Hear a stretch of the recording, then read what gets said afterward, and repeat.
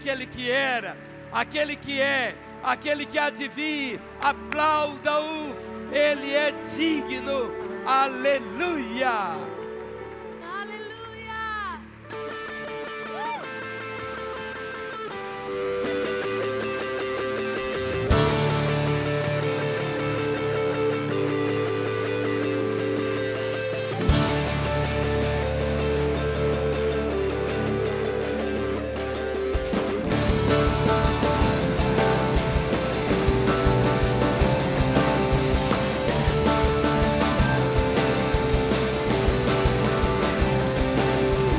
Nasce um novo dia e som de melodias brota em meu coração para o teu louvor. Sim, Senhor, busco tua presença, renovo minha fé, encontro forças para ficar de pé. Eu cantarei por tudo que tu és. Tu és a minha paz, o meu consolo. Tu és a minha rocha, o meu socorro. És a minha força, alegria pra viver. Eu cantarei por tudo que tu és.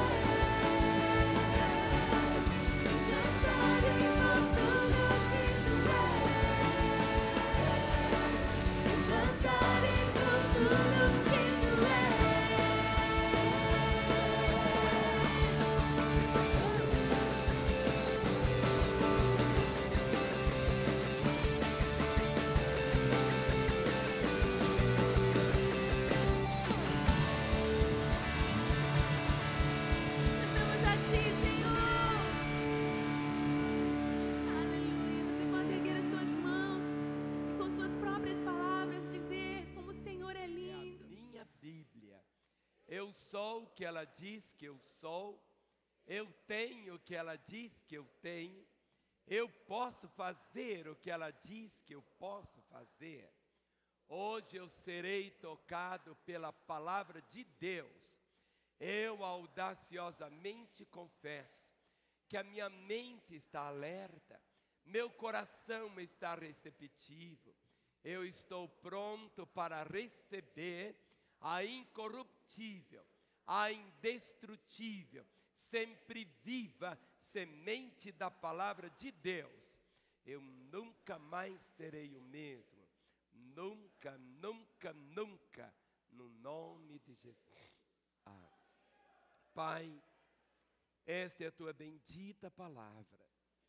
Que nesta manhã ela continue, ó Pai, de uma forma tão grande, atraindo teus filhos a conhecer-te mais, a amar-te mais, a servir-te mais, mas acima de tudo, que ela possa nesta manhã continuar trazendo a salvação, movendo os corações a buscar a reconciliação contigo, que ela continue nos edificando, nos exortando, nos consolando, e conceda ao pregador desta manhã tua unção, tua graça de um modo tão poderoso, quando ao comermos do pão e ao bebermos do cálice, que nossos olhos se voltem, não apenas para dentro de nós mesmos, mas que possa voltar nosso coração ao teu coração, no nome de Jesus, amém.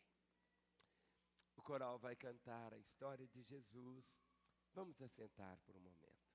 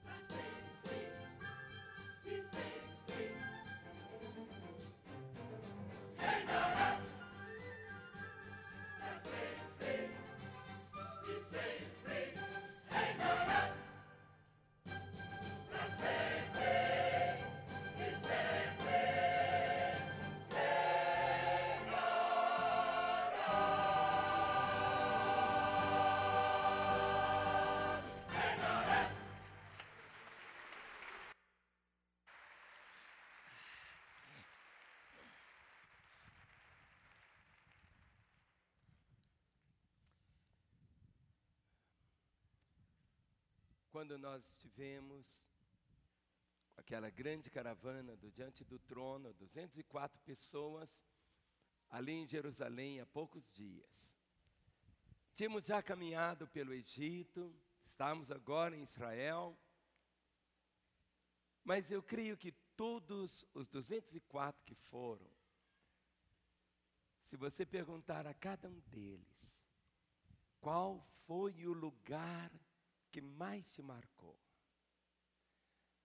Não era um lugar que tivesse uma construção magnífica, não era um lugar como as pessoas imaginam que são. Era um lugar tão diferente. Era um jardim. Era um jardim. Era um jardim. E bem naquele jardim há um espaço, há um lugar. E dizem que ali foi o lugar onde Jesus foi sepultado. Se foi ou se não foi, eu não quero entrar nesse mérito. E daquele jardim você olha, e bem pertinho você vê um monte. E até hoje, se você observá-lo bem, você percebe que é como se fosse um crânio, uma caveira. Os grupos estavam divididos, e eu estava ali um momento assim, sozinho. E a única coisa que eu conseguia fazer, e que vinha assim de um modo tão espontâneo, eram as lágrimas. Eu chorava copiosamente. Não queria conversar com ninguém, queria ficar ali sozinho, sozinho. E naquela hora o meu coração voltava ao Calvário. Contemplava, ainda que com os olhos fechados, a realidade maior do amor de Deus. E um texto que enchia o meu coração naquela hora. Eu sei de cor. E quando eu proferia para mim mesmo, Isaías 53, quero que você abra as Escrituras, tornava-se tão real para mim aquele momento. E nesta manhã, quando juntos nós iremos celebrar a ceia do Senhor, e a ceia não é uma celebração de um rito, a ceia não é simplesmente uma coisa pro forma, a ceia não é um programa da igreja algumas vezes, não. A ceia foi instituída com um propósito, para nós voltarmos ao Calvário. Isaías 53, o verso 1, começa dizendo: quem creu em nossa pregação, e a quem foi revelado o braço do Senhor, porque foi subindo como renovo perante Ele, e como raiz de uma terra seca, não tinha aparência nem formosura, olhámo-lo, mas nenhuma beleza havia que nos agradasse.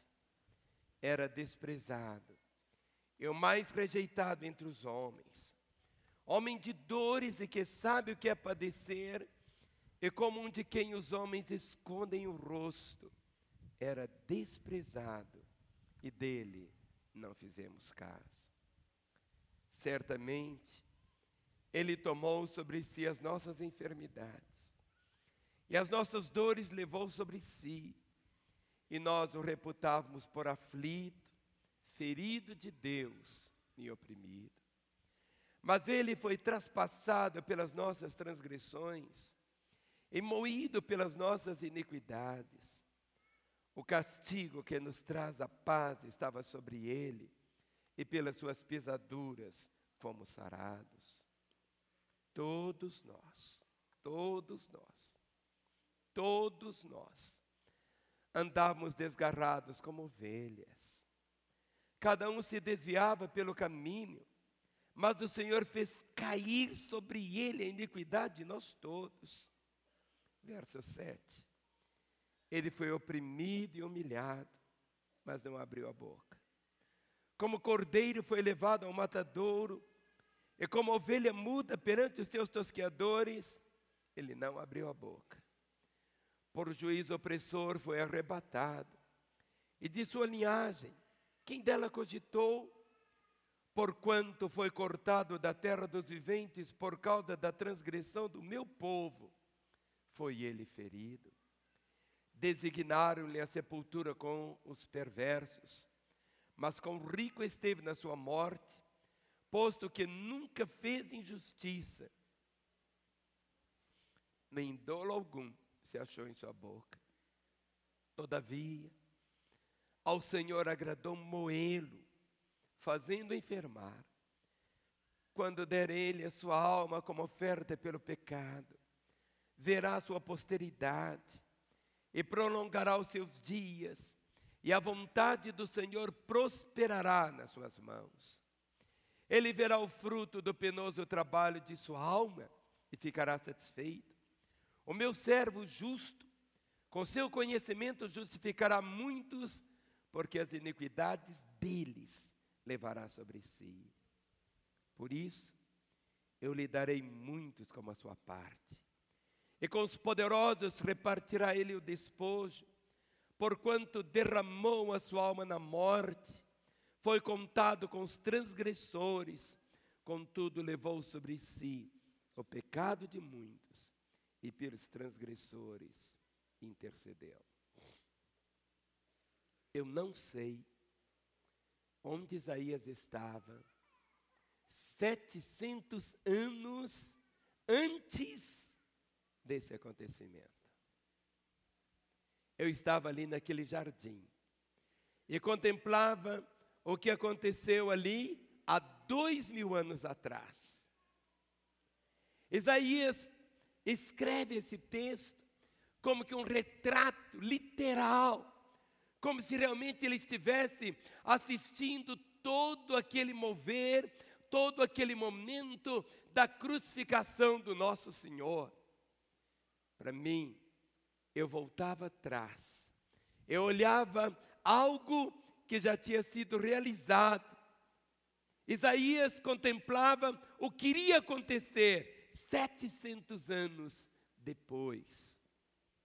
Para nós, nesta manhã, quando daqui a alguns minutos você tomar o pão, que é o símbolo do corpo do Senhor, quando você tomar o cálice, o símbolo do sangue do Senhor, é o momento de você expressar mais uma vez o seu reconhecimento da fidelidade do Senhor e o amor dele por você.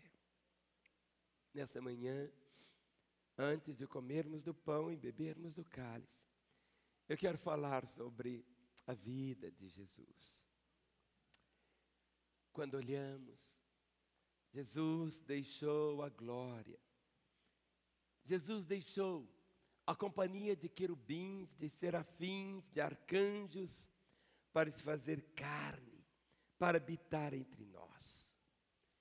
Sendo exaltado, ele se humilhou. Ele se humilhou, ele se humilhou, ele se humilhou até a morte, e morte de cruz. Sendo Deus transcendente, ele se esvaziou completamente. Sendo ele Rei dos reis, ele se fez servo. Mas ele se fez o menor dos servos. Sendo infinito, ele tornou-se como um bebê. Quando nós o vemos enfaixado ali, naquela manjedoura, ele, o Rei dos reis, ele veio para cumprir o plano do Pai. Ele veio sem reclamar. Ele veio dizendo: eis-me aqui. Ele veio por amor. Ele veio para buscar e salvar o que se havia perdido. Ele veio para salvar o pecador. Ele veio para salvar o que está aí ao seu lado. Dê uma olhadinha para esse irmão. Ele veio por você. Fale para ele. Ele veio por você. Outra vez. Ele veio por você. Ele veio para destruir as obras do diabo. Ele veio para vencer o pecado. Ele veio para triunfar sobre os principados, sobre as potestades, sobre os dominadores desse mundo mal. Ele veio para levar cativo o cativeiro. Ele veio para estabelecer o reino de Deus aqui na terra. Ele veio para conquistar o seu coração. Ele veio para remir você completamente. Ele veio não para ser servido, mas ele veio para servir.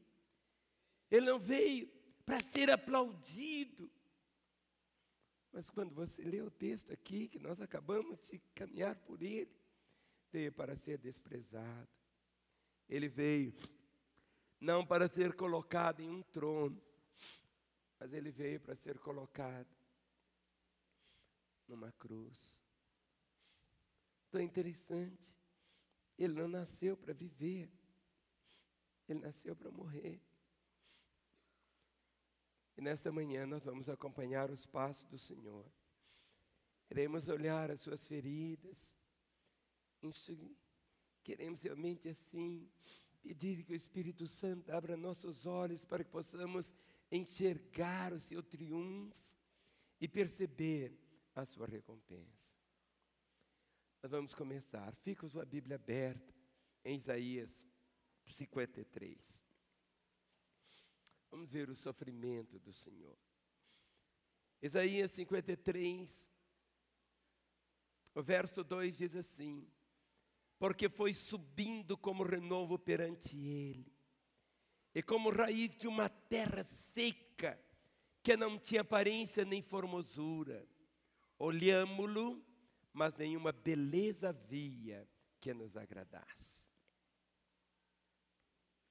Então é interessante que quando tiramos esse retrato e começamos a ver cada nuance dele, nos mostra que ele cresceu diante de Deus como um broto tenro, numa terra assim tão crestada, tão esbraseante. Parece que a terra era inimiga, seca, árida. Aquela terra que negava a ceifa, aquela terra que não tinha nenhum verde.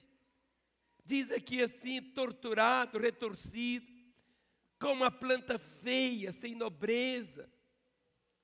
Não atrai ninguém. Quando olhamos essas rosas aqui, você tem esse atrativo, não é assim? Você olha para essas rosas e elas te atraem. Diz aqui a palavra, como uma terra seca, não tinha aparência nem formosura. Ou seja, naquele momento quando, depois dele ter sido tão terrivelmente torturado, seu corpo todo desfigurado, não havia nada que agradasse, o mais belo dos belos que já existiu, estava o mais horrível dos horríveis sobre a face da terra. O sofrimento do Senhor é repulsivo, tão tremendo, tão terrível, que a palavra diz, olha no versículo 2, que os homens escondem o rosto. Os homens escondem o rosto. Verso 3 diz, era desprezado, o mais rejeitado entre os homens, homem de dores e que sabe o que é padecer, e como um de quem os homens escondem o rosto, era desprezado, e dele não fizemos caso. O sofrimento dele, diz a palavra, e dele não fizemos caso. Quando olhamos o sofrimento do Senhor, a experiência dele, longa, profunda, de uma forma tão real, homem de dores. E aqui o versículo 3 diz assim, e que sabe o que é padecer. Existem mulheres aqui que sabem o que é o desprezo de um marido. Existem mulheres aqui que sabem como é a dor da traição. Existem pais aqui que sabem como que é a dor de ter um filho nas drogas. Existem pais aqui que sabem o que é ter uma filha vivendo na prostituição. Existem pais aqui que sabem o que é a dor. Aqui a palavra diz a respeito do Senhor, dizendo que Ele sabe o que é padecer. É por isso, filho, quando você comer do pão daqui a pouco e beber do cálice, é para você guardar dentro de você, de uma maneira assim tão forte, tão viva, essa realidade. Não existe nada que aconteça com você que Ele não saiba. Não é que Ele não tenha tomado conhecimento, mas que Ele também não tenha experimentado. Porque Ele tomou nossas dores, tomou as nossas enfermidades, para que nós tivéssemos a vida. Quando você caminha nesse texto, e à medida que o seu coração vai começando a absorvê-lo, e você passando a ter a visão da cruz, ela nos mostra de uma forma assim tão clara o propósito do Senhor. Nós vemos o sofrimento dele em vários aspectos. Há o sofrimento moral do Senhor. O que eu quero chamar disso aqui do sofrimento moral dele é exatamente a rejeição. Olha o versículo 3. Era desprezado e o mais rejeitado entre os homens. Rejeição. Jesus foi desprezado. Mas ele não apenas foi desprezado. Jesus foi o quê?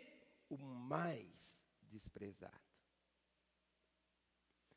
Quando você diz está doendo, doeu mais em Jesus. Quando você sofreu um desprezo, Ele foi mais desprezado que você.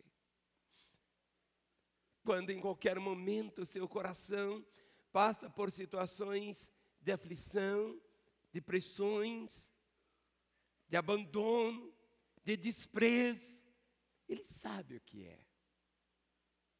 Porque Ele foi o mais. Ele foi o mais rejeitado entre os homens.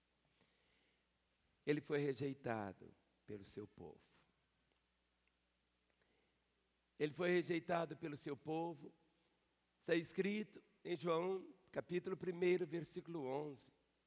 Diz assim: Ele veio para os seus, mas os seus não receberam. Ele veio para os seus.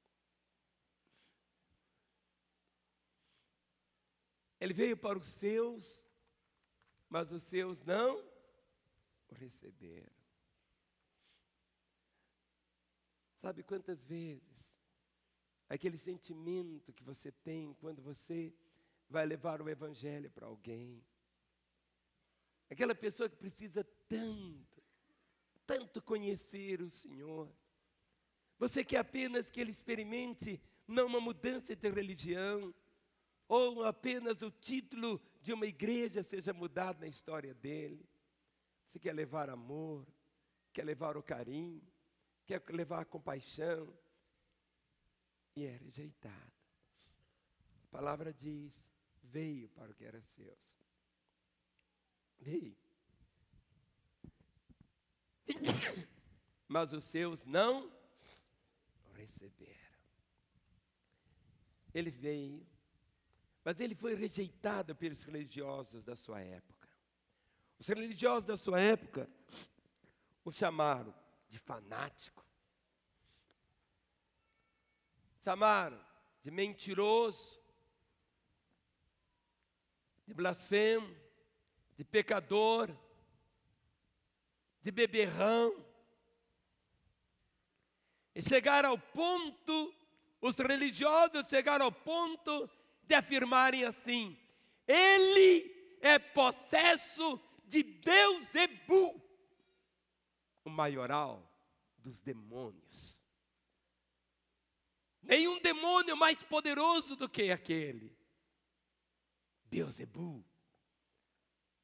Os religiosos, conhecedores da letra da palavra, mas não conhecendo e desfrutando da palavra.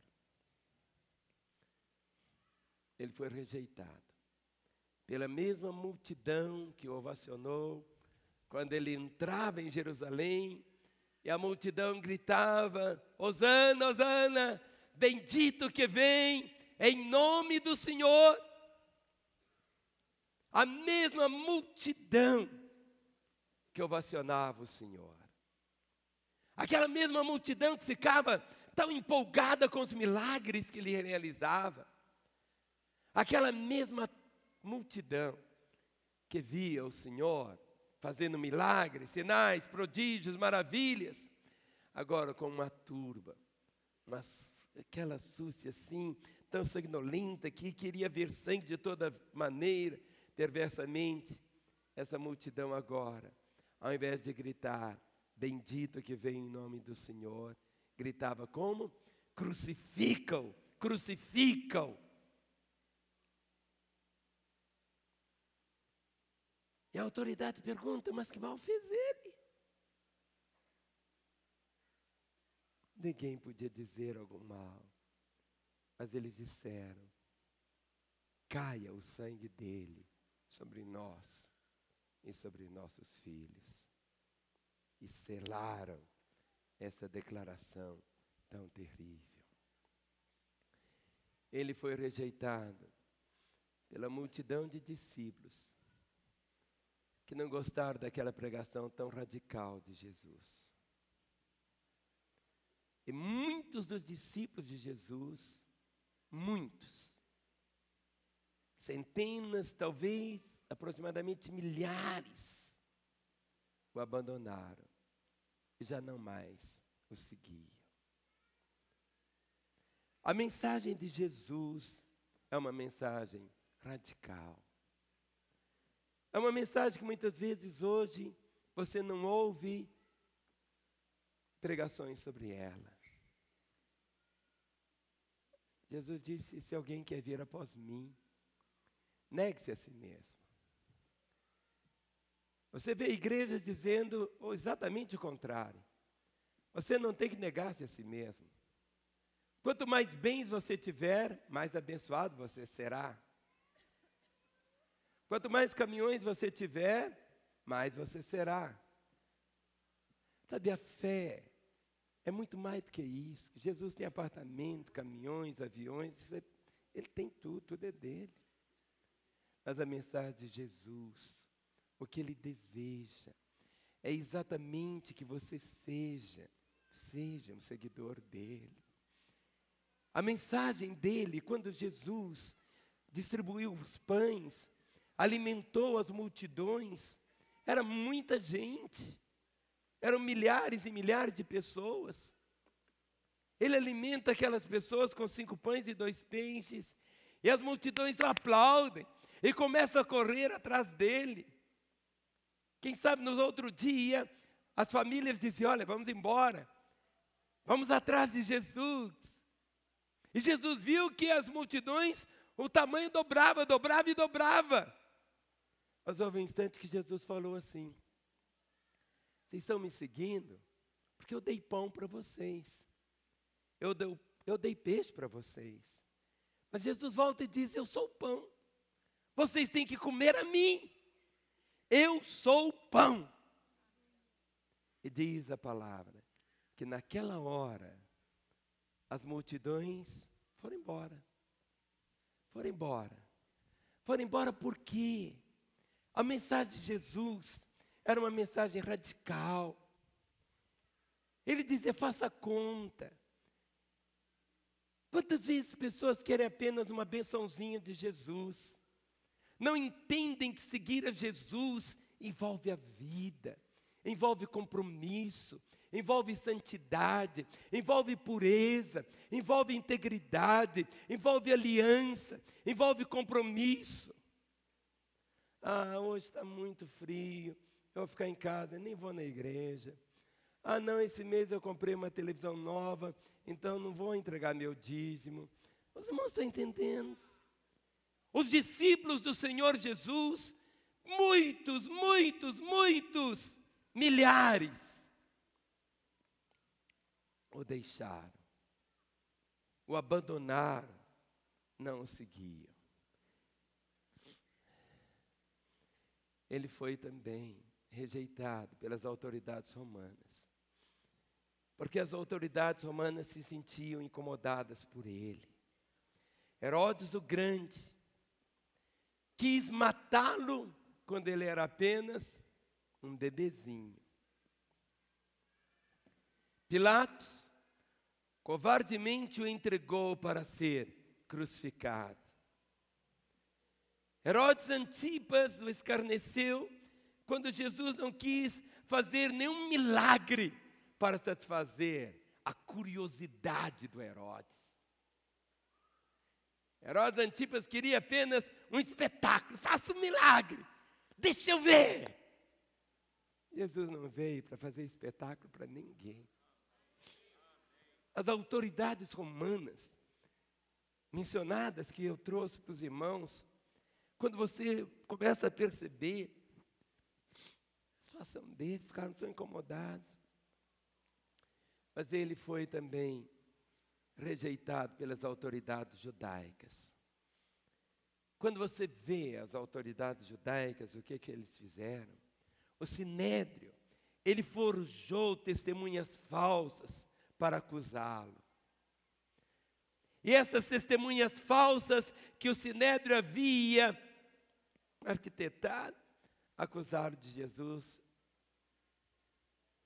de blasfêmia, cuspiram no rosto dele e o levaram até Pilatos. Ele foi rejeitado pelos seus apóstolos. Quando ele estava ali na cruz, naquela agonia maior, todos fugiram, abandonaram.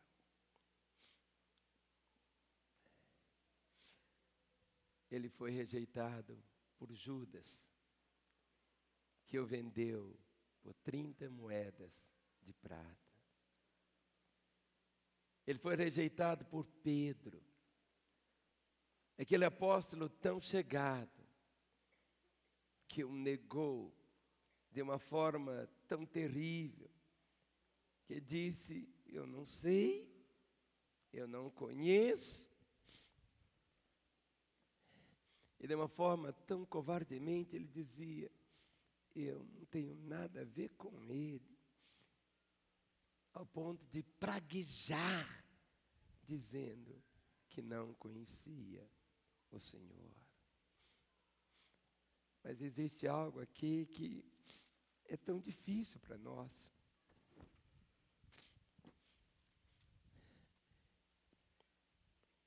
Diz a palavra que ele foi rejeitado por Deus, quando ele se fez pecado por nós, quando se fez maldição por nós, quando levou sobre si os nossos pecados. Ali na cruz ele diz: Deus meu, por que me desamparaste? Era rejeitado. Era rejeitado. E ele ainda hoje tem sido rejeitado por todos aqueles que amam mais o pecado que o levou à cruz, do que a ele. Ele foi rejeitado.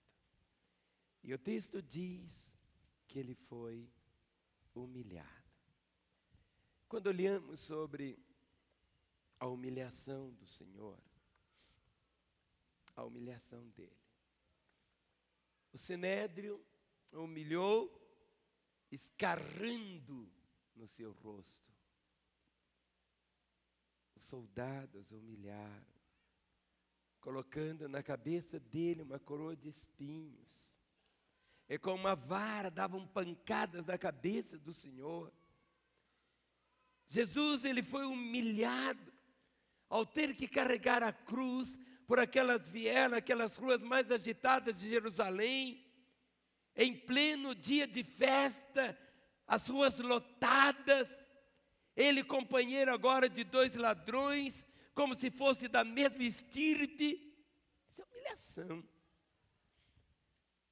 Ele foi humilhado pelos açoites, por aquela gritaria infernal de seus algozes, pelo escárnio tão terrível da multidão deslocada. Ele foi humilhado quando despiram na cruz e rasgaram as suas vestes. Para um homem ficar nu é uma humilhação tão terrível. E diz a palavra que tiraram as suas vestes. Ele foi humilhado até a morte. E morte de cruz. Ele foi humilhado quando estava com sede. Ele disse: tenho sede. E para humilhá-lo, deram para ele o quê? Fel. Deram para ele vinagre. Exatamente para aguçar mais a ele a tortura. Olhamos esse sofrimento do Senhor. Mas o sofrimento dele foi físico também.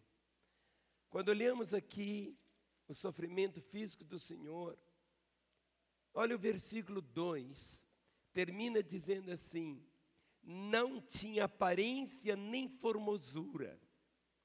Olhámo-lo, mas nenhuma beleza havia que nos agradasse. Ou seja, ele estava tão desfigurado,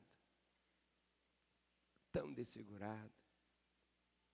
É como se as pessoas não conseguissem vê-lo desta maneira.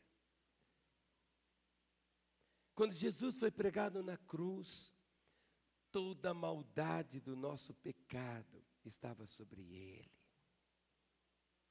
Toda a feiura da nossa iniquidade estava sobre ele.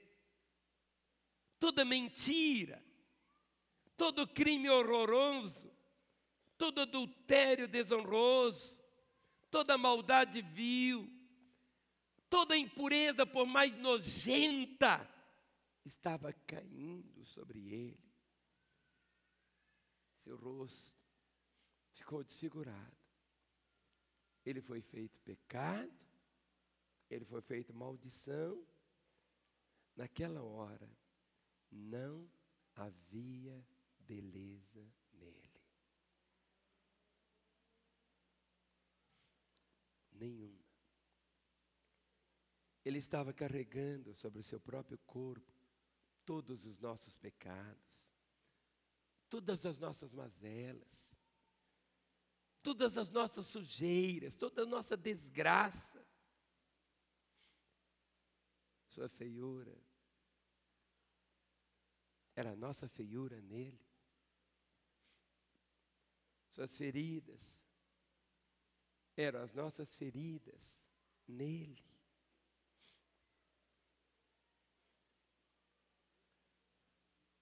Há muitos anos, eu estava no primeiro ano do seminário. Eu fui visitar um irmão que estava no Hospital Mário Pena, aqui em Belo Horizonte. É um hospital apenas para cuidar de pessoas cancerosas. Era um irmão relativamente novo. Eu não o conhecia. Tinha apenas o seu nome. E quando eu fui, foi um impacto tão grande, porque quando eu cheguei ali,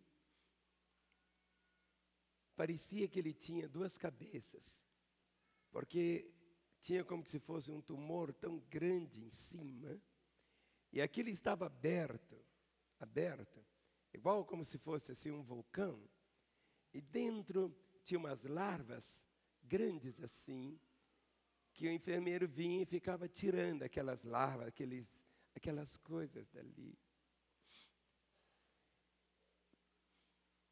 Era um irmão. O corpo dele estava daquele jeito. Mas quando eu orei com ele, e nós dois juntos recitamos o Salmo 23, e quando eu dizia, olhava para ele, mesmo que eu ande pelo vale da sombra da morte, não temerei mal algum. Ele dizia, eu sei que eu vou morrer, eu vou partir, mas eu queria que me enterrassem com terno, e eu não tenho. E eu lembro que eu tinha um terno,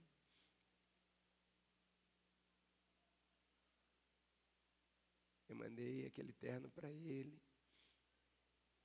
e para mim foi uma lembrança tão grande. Toda feiura, toda doença, quando você começa a perceber, quando eu vi aquele quadro, tudo isso veio sobre ele.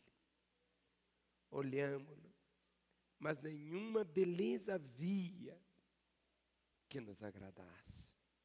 Nada. Suas chagas eram as nossas chagas nele. Todas elas. Sua morte era a nossa morte nele. Toda a tragédia do mundo estava sobre ele. Isso é alguma coisa, irmãos, tão tremendo, tão tremendo.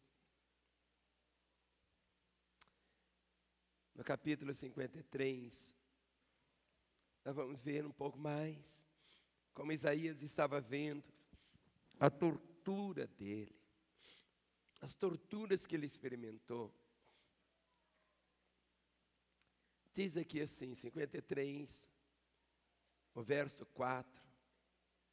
Certamente ele tomou sobre si as nossas enfermidades, as nossas dores, levou sobre si. E nós o reputávamos por aflito, ferido de Deus e oprimido. Essa palavra oprimido tem esse sentido também de torturado. Olha o verso 5. Ele foi traspassado pelas nossas transgressões e moído pelas nossas iniquidades. O castigo que nos traz a paz estava sobre ele, e pelas suas pisaduras fomos sarados. Na noite em que ele foi preso, ele diz, a minha alma está angustiada até a morte. Ele sendo libertador, foi preso. Ele sendo santo, foi escarnecido como criminoso. Sendo Deus, louvado e adorado pelos arcanjos, pelos querubins, foi cuspido pelos homens. Ele, sendo criador, ele foi açoitado pela criatura. Mas agora, quando olhamos aqui o texto, ele já devorado pelas chicotadas, com seu rosto ensanguentado, quando você o vê empregando aquela longa caminhada para o Calvário, sua fronte ferida pela coroa de espinhos, seu corpo experimentando como qualquer outro ser humano experimentava dor, aquela dor assim tão febril, tão terrível, latejando debaixo de tanto suplício. Quando você o vê, ele nessa marcha para o monte do juízo. Essa, se pudermos falar assim, essa marcha dele chegar até o Calvário. Até o Calvário. Ele estava indo como conquistador, mas não indo em carros de guerra. Você não escutava absolutamente nada mais mas era apenas o ruído, os passos dele e um homem andando sobre o peso da cruz. Não era dele, ela era minha. Quando nesta manhã você, filho, comer do pão, guarde no coração toda a realidade desse amor do Senhor. Jesus caminha, e diz a palavra que ali, caminhando, cambaleante, sobre aquele peso tão cruel da cruz, que o esmagava, seu corpo tão ferido, surrado, ensanguentado. Quando ele perde com certeza o equilíbrio e cai, esmagado exatamente por aquele fardo que não era dele. Talvez tenha sido o momento que os próprios soldados obrigaram a Simão Cirineu para ajudá-lo. E aquela multidão, tudo que queria era presenciar um espetáculo de morte. Quando olhamos a cruz, quando você a vê entre os céus e a terra, o único caminho, a única realidade que nos liga a Deus através da cruz, já tinham passado até a crucificação 6 horas. 6 horas de vergonha, de horror. As mãos do Senhor eram mãos assim puras, santas, mãos que tinham curado os enfermos, que tinham tocado os leprosos, que tinham erguido aleijados, mãos até que tocavam e levantavam os mortos, e eles recebiam novamente a vida. As mãos que abraçaram, que acariciaram as crianças. Agora, essas mesmas mãos são rasgadas pelos cravos tão malditos. Os pés do Senhor sempre andaram para levar as boas novas da salvação. Eles foram dilacerados para levar as boas novas de salvação agora. As pessoas, a mim, a você. Seus pés foram tão terrivelmente dilacerados pelos cravos da tortura. Jesus sofreu dor, sofreu sede, sofreu vergonha, sofreu humilhação, sofreu abandono, sofreu a morte. Ali, diz a palavra que ele desceu ao inferno por nós, que ele arrancou das mãos do diabo as chaves da morte, as chaves do inferno. Até o próprio universo, a própria natureza, entrou em convulsão com as dores de Jesus, que houve como que um terremoto, as trevas cobriram a terra em pleno meio-dia, as pedras como que arrebentaram a sua dor, rolaram pelos vales. Foi algo nunca esse planeta experimentou o que aconteceu naquele dia. Capítulo 53, o verso 5 diz: o castigo que nos traz a paz estava sobre ele, e pelas suas pisaduras fomos sarados. Pisadura não tem nada a ver com pé. Pisaduras são feridas. Pisaduras são feridas. Fale comigo. Feridas. Pelas suas feridas nós fomos sarados. Jesus foi ferido. Ferimentos. E ferimentos físicos, de acordo com a definição de um cirurgião, os ferimentos podem ser classificados por suas características como se fossem 5 tipos de ferimentos. 5. E todos esses 5 tipos de ferimentos Jesus experimentou. O primeiro deles é chamado contusão. É a ferida produzida por um instrumento grosso e cego. Contusão. Ou seja, é quando davam com ele, batiam nele. Mas isso já estava profetizado. Em Miqueias capítulo 5, abra comigo. Miqueias capítulo 5, o verso de número 1. Miqueias capítulo 5, verso 1.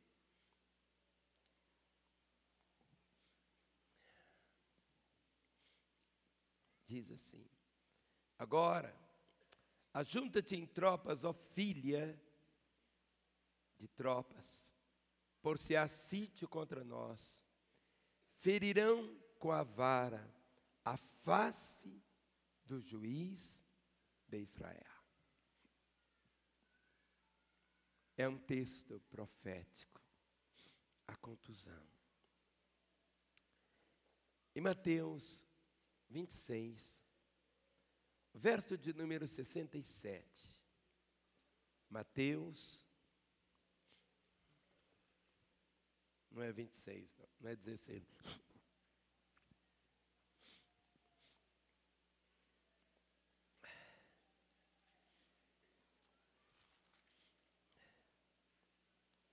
É Mateus 26.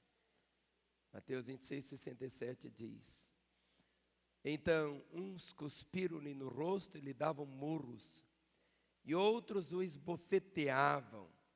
Outros o esbofeteavam. Esbofeteavam como? Em João 18, verso 22, nos mostra como. João 18, o versículo de número 22. Diz assim: dizendo ele isto, um dos guardas que ali estavam deu uma bofetada em Jesus, dizendo: é assim que falas ao sumo sacerdote. O primeiro tipo de ferimento foi esse, a contusão.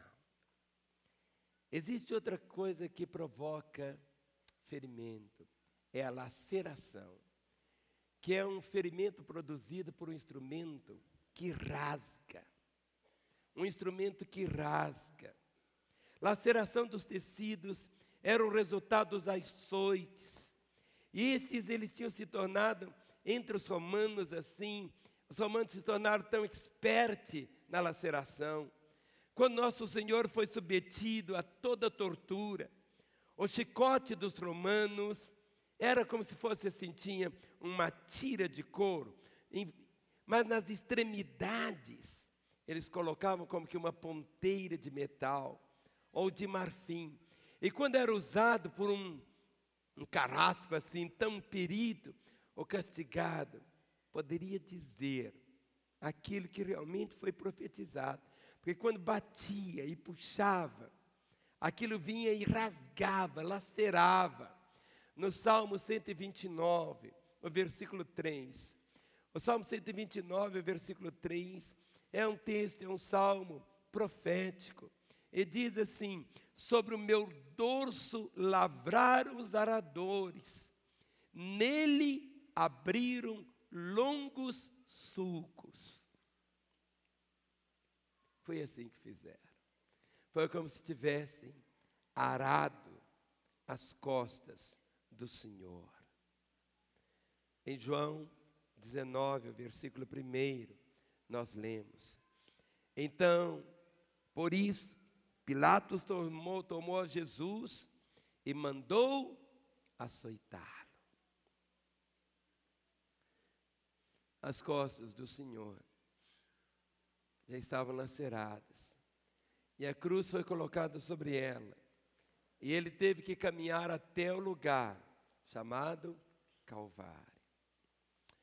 Segunda coisa que eles estabelecem assim como feridas é a penetração. A penetração é aquele ferimento profundo causado por um instrumento pontiagudo. Esse ferimento foi causado pelos espinhos da coroa que colocaram sobre a cabeça do Senhor. Quando estávamos lá, nessa última viagem, com o Diante do Trono em Israel, nós passamos em vários lugares e tinha alguns arbustos que eram todos eles assim de espinhos, E alguns irmãos curiosos queriam ver aqueles espinhos. Eu lembro que um dos guias, foi para arrancar um pedacinho para mostrar aos irmãos dentro do ônibus. E logo o dedo dele ficou ferido. Chama essa árvore lá, Spina Christis. Todo lugar tem. Mas esses fizeram a coroa de espinhos. Só de você segurar aquilo, machuca, fere a sua mão. Mas eles a colocaram na sua cabeça. Esse ferimento foi causado pelos espinhos da coroa. Quando você lê o texto, João 19, versículo 2, diz: os soldados, tendo tecido uma coroa de espinhos, puseram-lhe na cabeça e vestiram-no com um manto de púrpura.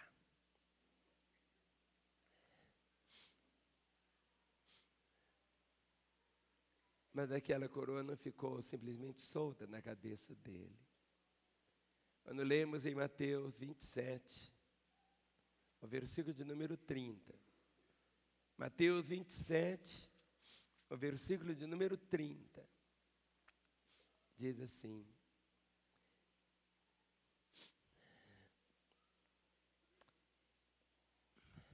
vamos começar pelo 27. Mateus 27, 27.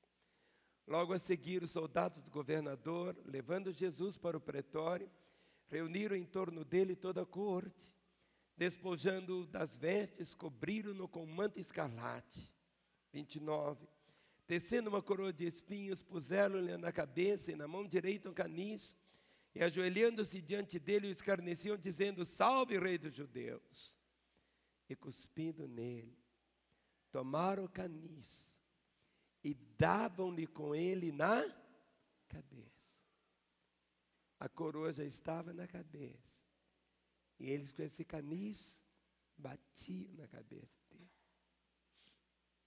Depois de o terem escarnecido,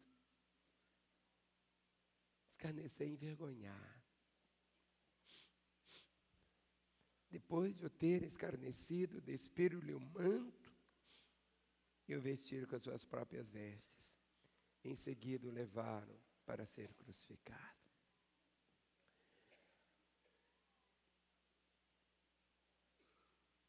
No catálogo dos médicos, o quarto item que provoca ferida é a perfuração. Perfuração. Perfuração significa passar através de. No Salmo 22, o verso 16. Salmo 22, o verso de número 16. O Salmo 22 é um texto messiânico. Salmo 22, o versículo 16 diz: cães me cercam.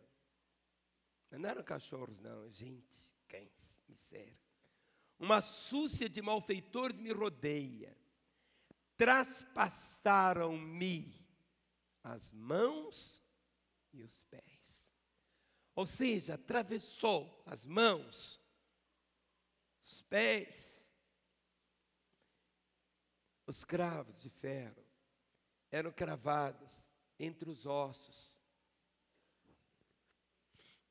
Os ossos eram separados sem serem quebrados. Então é interessante que ele, Jesus, como ovelha, os ossos não podiam ser quebrados. Os ossos de Jesus não foram quebrados. Último item, dizem que causa as feridas é a incisão, que é um corte profundo produzido por um instrumento pontiagudo e cortante. O mesmo texto de João 19, o verso 34, diz assim, João 19, 34 diz, mas um dos soldados lhe abriu o lado com uma lança, e logo saiu sangue e água. Ou seja, foi aquele instrumento pontiagudo, uma lança. Essa ferida dele foi tão grande, que Tomé poderia ter colocado a sua mão dentro dela. Que a contemplação das feridas do Senhor possa te levar nessa manhã, irmão, mais uma vez, a você compreender e entender de uma forma tão clara, que tudo isso foi por amor. O amor dele, aquele que foi ferido pelas nossas iniquidades. Agora a pergunta final é essa: por que Jesus sofreu? Por que ele sofreu? Por que ele sofreu? Isaías 53, o versículo 5, 6 e 7. Porque ele levou sobre si os nossos pecados. Diz assim, mas ele foi traspassado. A razão foi essa. Mas ele foi traspassado. Por quê? Mas ele foi traspassado pelas nossas transgressões, moído pelas nossas iniquidades. O castigo que nos traz a paz estava sobre ele, e pelas suas pisaduras fomos sarados. Todos nós andávamos desgarrados como ovelhas.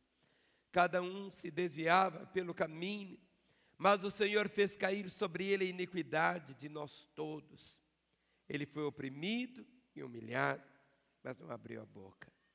Como cordeiro foi levado ao matadouro, e como ovelha muda perante os seus tosqueadores, ele não abriu a boca. Olhe para mim, querido. O que matou Jesus não foram os açoites, nem os soldados, nem a cruz. Quem matou Jesus fomos nós. Foram os nossos pecados. Como lemos ali na cruz, ele foi moído pelos nossos pecados. Ali ele foi torturado, foi traspassado. Ali na cruz, todos os nossos pecados caíram sobre ele. Ali na cruz, ali, ele sorveu aquele cálice amargo do juízo de Deus, da repulsa que Deus tem pelo pecado. Não existe um único pecado. Não existe pecado grande, não existe pecadinho. Não existe um único pecado que não tenha sido a causa de Jesus ter ido à cruz. Não. Ali,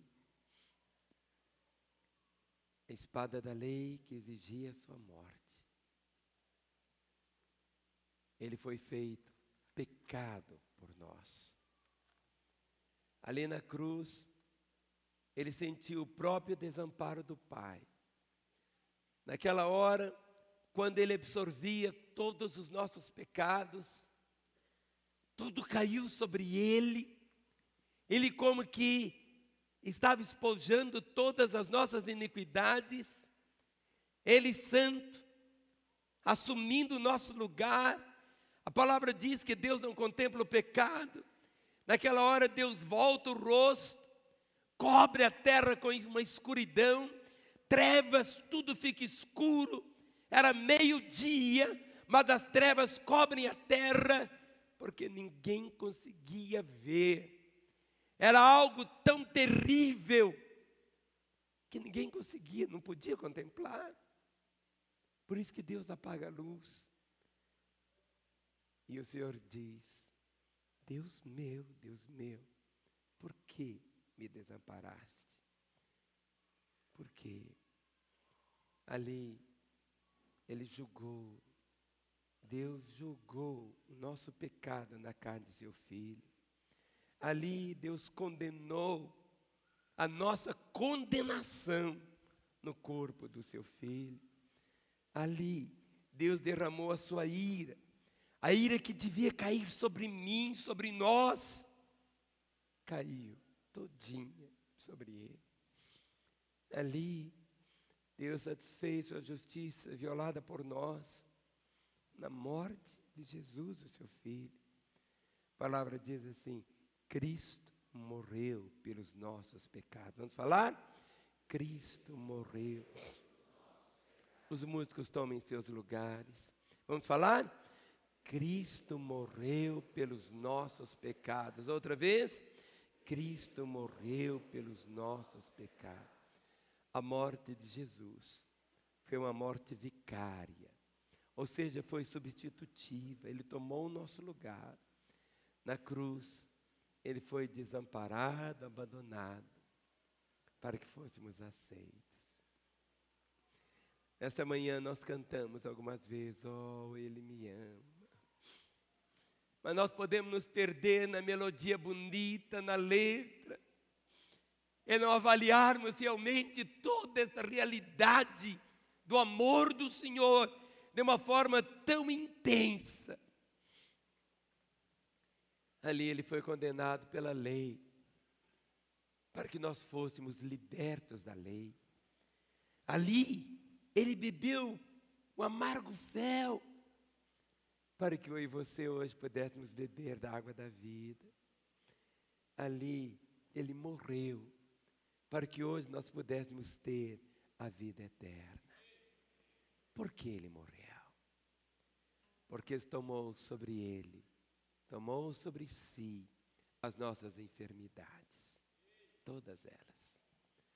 Todas elas. Diz a palavra: pelas suas pisaduras, pelas suas feridas, nós fomos sarados.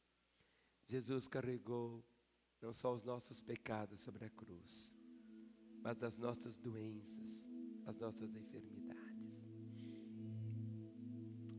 Coloque-se em pé, querido. Ali na cruz, Jesus estava abrindo uma fonte de cura. Ali Ele ficou chagado, ferido, enfermado, para que nós pudéssemos receber hoje dele a cura. Pelas suas pisaduras fomos sarados. Vamos falar? Pelas suas pisaduras fomos sarados. Olhe para mim, as chagas dele eram nossas chagas. As feridas dele eram as nossas feridas. Todas as doenças, todo tipo de câncer, todo vírus maldito, todas as enfermidades que são catalogadas milhares de tipos de enfermidades. Ele experimentou todas elas ali na cruz. Dê a mão ao irmão que está aí ao seu lado. Agora, qual foi a reação de Jesus ao sofrimento da cruz? Qual foi a reação de Jesus diante de todo o sofrimento? Ele, sendo justo, puro, foi para a cruz como cordeiro, sem abrir a boca. Diz: ele foi oprimido, humilhado, mas não abriu a boca. Como cordeiro foi levado ao matadouro, e como ovelha muda perante os seus tosqueadores, ele não abriu a boca. Por juízo opressor foi arrebatado, e de sua linhagem quem dela cogitou. Porquanto foi cortado da terra dos viventes, por causa da transgressão do meu povo, foi ele ferido. Como que ele reagiu? Rebelou-se? Não. Ele sofreu como um cordeiro manso, paciente, silencioso. Quando levaram à morte, ele não lutou. Ele não bradou vingança. Nem gritou por socorro. Se entregou. A ovelha, ela não escoceia. Ela não dá coices. Quando ela é tosquiada. Quando a mão da pessoa que vai tosquiar, aquela mão grossa, vem sobre ela, ela se entrega. Assim foi Jesus. Ele se entregou, nos defendeu, não agrediu, sofreu em silêncio, voluntariamente, sofreu só por amor. E agora o que ele fez? Termina dizendo, Isaías 53,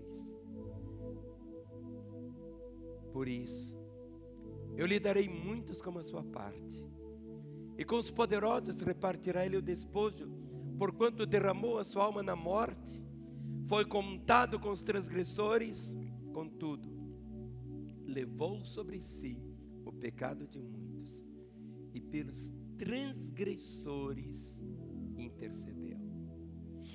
Ele intercedeu pelos seus algozes.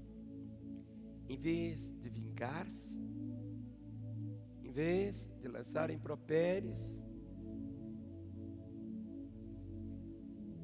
não, ele intercede por eles, ministrando a eles seu amor, seu perdão, intercedendo, dizendo: Pai, perdoa-lhes, Pai, perdoa-lhes, Pai, perdoa-lhes, porque não sabem o que fazem. Até hoje essas palavras vêm. É por isso, filho, quando você toma caminhos os mais diversos, é por isso que quando você se rebela, é por isso que quando você entra por um caminho de pecado, por que naquela hora o castigo não vem sobre você imediato? Porque essa palavra continua ecoando: perdoa-lhes. Sabe por quê? Pode parecer tão estranho. A pergunta é essa: qual a recompensa de Jesus por tudo isso? O que ele vai ganhar com isso? Qual seria a recompensa dele por tudo isto? A recompensa é esta: ele, verso 11, ele verá o fruto do penoso trabalho de sua alma e ficará satisfeito. O meu servo justo, com seu conhecimento justificará muitos, porque as iniquidades deles levará sobre si. Olha para mim. Eu sou a recompensa dele. Olhe para o irmão que está aí ao seu lado. O que você olha é a recompensa dele. Ele verá. Ele verá. Sabe, você podia estar em tantos lugares agora, meu irmão. Você está aqui na igreja.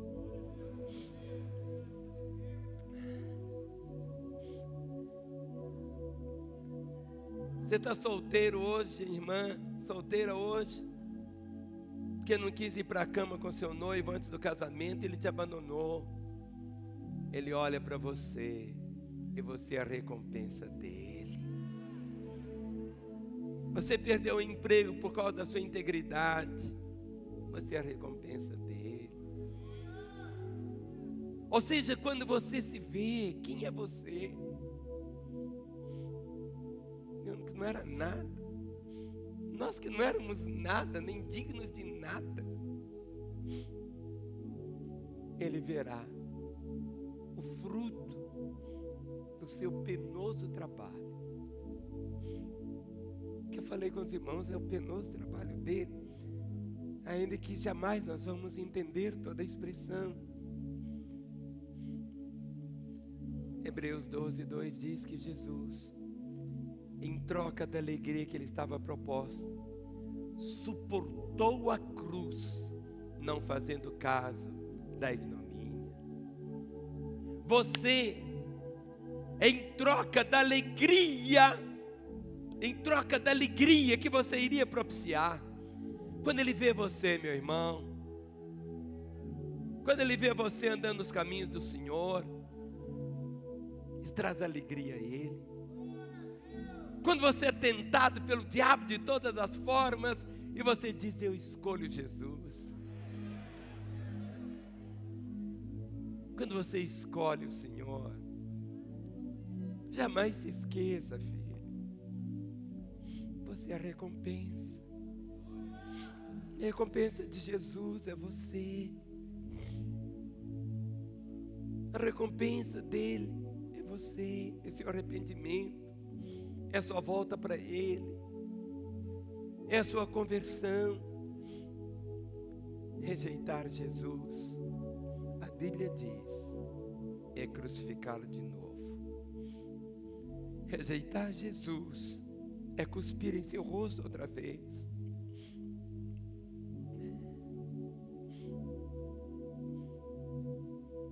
Rejeitar Jesus é tornar a escarnecer dele. Recebê-lo é amá-lo. Recebê-lo é ministrar alegria a ele.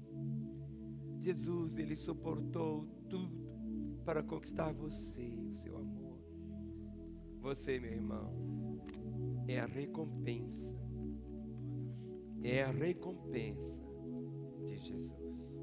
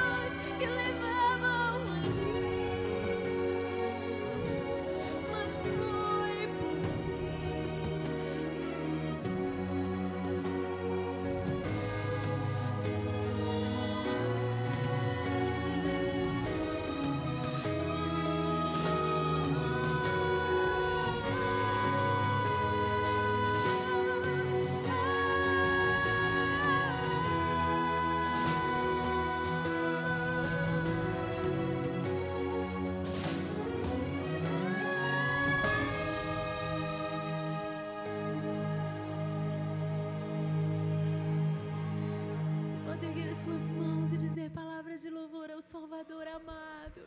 Dizer palavras que exaltam, que engrandecem. Santo, santo, santo, santo, santo. Não há outro igual a ti, Senhor. Te exaltamos, Senhor. Exalte, igreja.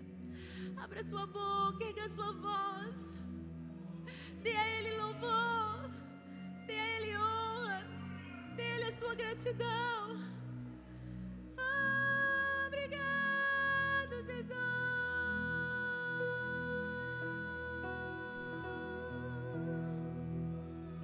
Tu és digno, tu és digno, tu és digno.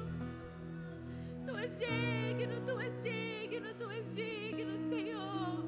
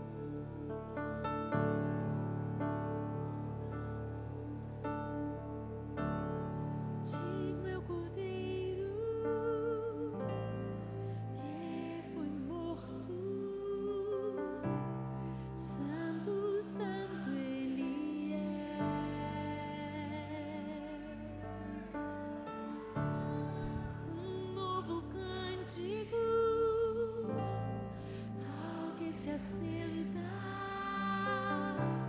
sobre o trono do céu.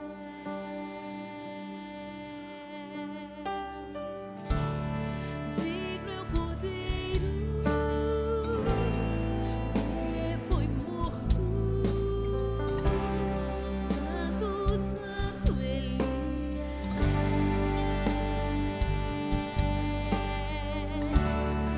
Um novo cântico